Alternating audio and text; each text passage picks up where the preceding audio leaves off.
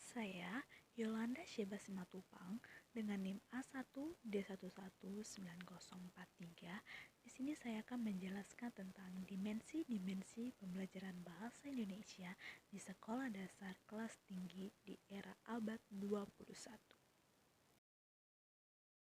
Konsep dasar dimensi belajar. Yang pertama adalah belajar sebagai sebuah tujuan. Jadi tujuan kita itu adalah belajar, yang mana nantinya kita juga akan mendapat tujuan dari belajar itu sendiri, yang dapat memberikan kesempatan untuk mengembangkan kecerdasan, melatih kemampuan berpikir, serta meningkatkan kemampuan mengolah informasi menjadi lebih baik. Selanjutnya yang kedua adalah belajar sebagai sebuah produk. Nah, sebagai produk itu berarti menghasilkan sesuatu. Sebagai produk interaksi berkelanjutan antara pengembangan dan pengalaman hidup. Selanjutnya belajar sebagai alat, yang dimana belajar adalah untuk alat dalam ia menggapai sesuatu atau keinginan atau pengetahuan apapun itu.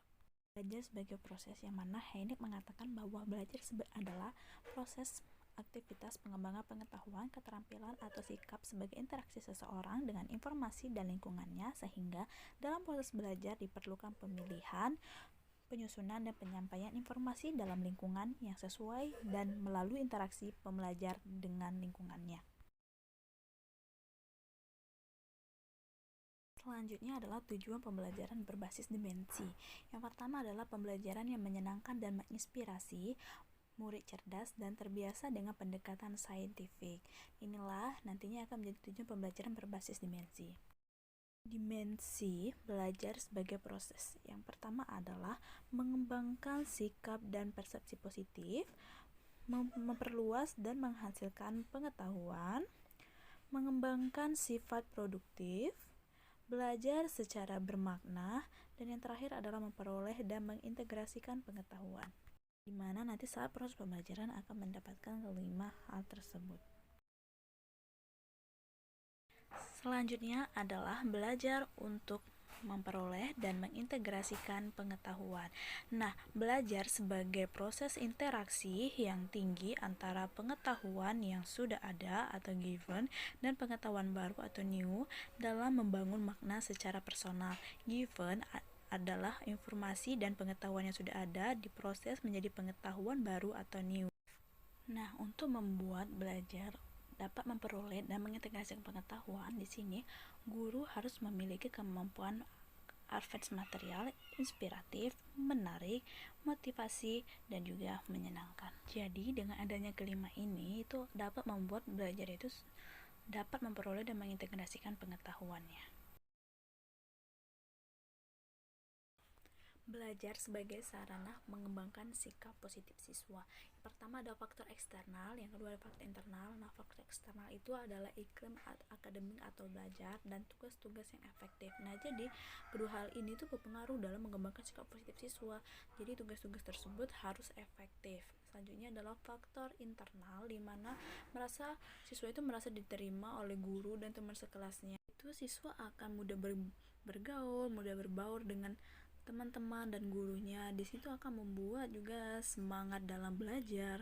Nah, selanjutnya adalah merasa nyaman dengan suasana fisik kelas. Nah, jadi hiasan-hiasan dinding itu juga dapat memberi dampak untuk mengembangkan sikap positif siswa. Selanjutnya adalah belajar sebagai sarana memperluas dan menghaluskan pengetahuan. Yang pertama ada comparing atau mengidentifikasi dan artikulasi benda-benda yang mirip atau berbeda. Nah, jadi siswa itu dapat membedakan mana benda yang mirip ataupun berbeda. Nah, yang kedua ada classifying atau memilah dan mengklasifikasikan. Siswa dapat membedakan mana kelasnya dapat memilah benda-benda ataupun sesuatu apapun itu. Yang kedua ada including atau menyiapkan mental. Nah, di sini juga mental sangat diperlukan. Selanjutnya ada analyzing error. Nah, jadi di sini seperti memperbaiki kesalahan gitu. Jadi memperbaiki kesalahan itu akan sangat berguna untuk kedepannya untuk lebih baik.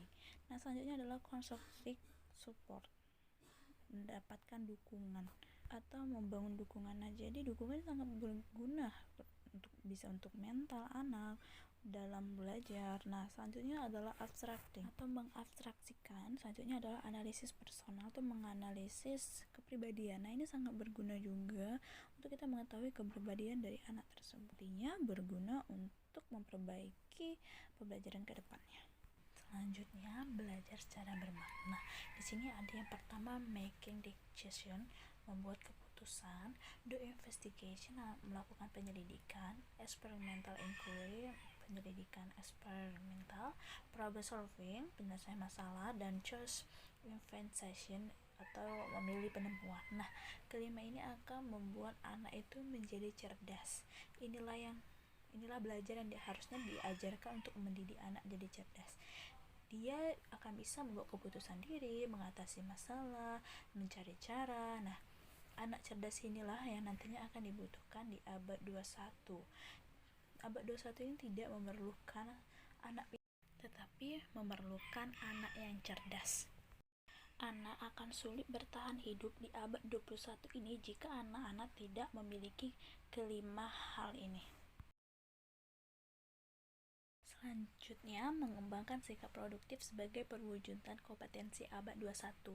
Nah, di sini ada 6. Yang pertama ada critical thinking and learning. Di sini berpikir kritis. Berpikir kritis ini seperti segala sesuatu itu akan dia pikirkan dulu sebelum bertindak. Nah, terus selanjutnya berpikir kreatif. Lalu ada self-regulated thinking and learning, orang yang mandiri baik dalam berpikir maupun dalam belajar. Collaboration, kerjasama, communication, cultural sensitiveness, peka budaya.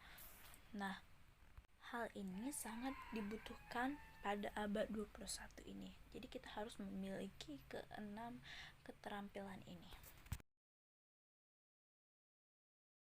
Elemen pembelajaran modern. Yang pertama, elemen penting yang pertama itu adalah technological, pedagogical, content knowledge. Ini adalah pengetahuan tentang teknologi, pedagogik, dan konten pembelajaran yang diintegrasikan.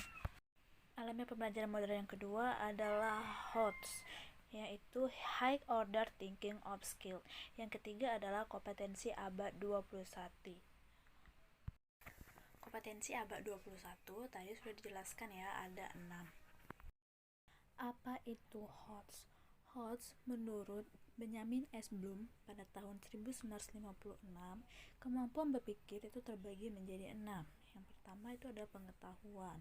Dia sekedar tahu, dia mengingat dan menghafal. Lalu kemampuan yang kedua adalah pemahaman. Dia bisa menerjemahkan dan menyimpulkan.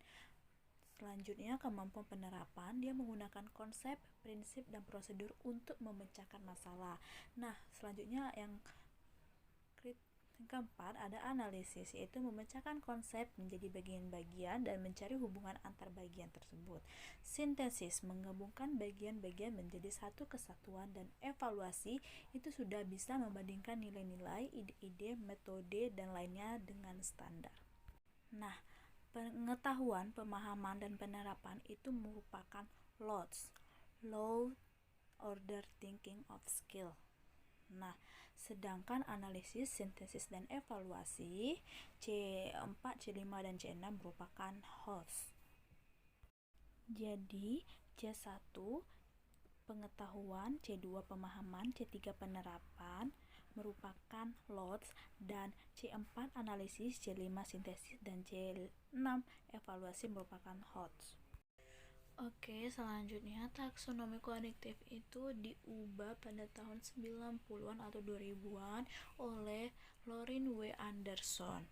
Nah, di mana mengingat merupakan C1, memahami C2, melakukan C3, menganalisis C4, mengevaluasi C5, dan membuat C6. C1 mengingat, di sini mengenali dan mengingat informasi dan fakta. C2 memahami, mengerti makna informasi dan fakta. Dia sudah mengerti ya. Yang C3 melakukan, dia melaksanakan fakta, hukum, konsep, dan ide. C4 menganalisis, dia sudah menyelidiki fakta, hukum, konsep, dan ide. C5 mengevaluasi, dia menentukan nilai informasi dan ide. Dan yang terakhir C6, dia sudah bisa menyusun bagian-bagian menjadi sesuatu yang baru.